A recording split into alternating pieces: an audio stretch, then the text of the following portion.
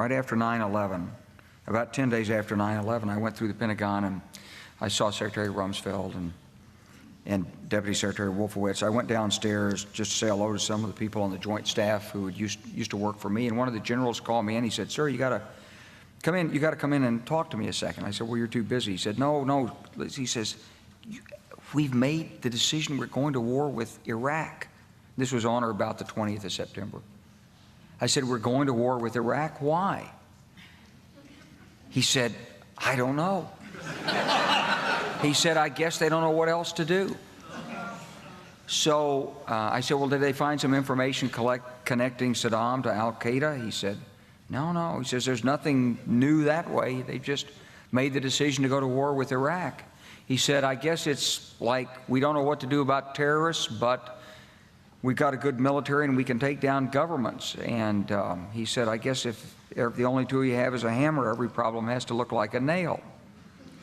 So I came back to see him a few weeks later, and by that time we were bombing in Afghanistan. I said, "Are we still going to war with Iraq?" And he said, "Oh, it's worse than that."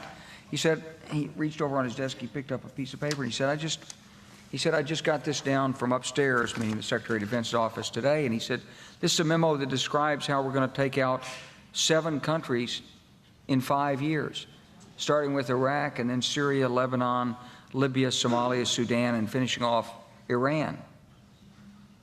I said, "Is it classified?" He said, "Yes, sir." I said, "Well, don't show it to me." And I saw him a year or so ago, and I said, "You remember that?" He said, "Sir, I didn't show you that memo. I didn't show it to you."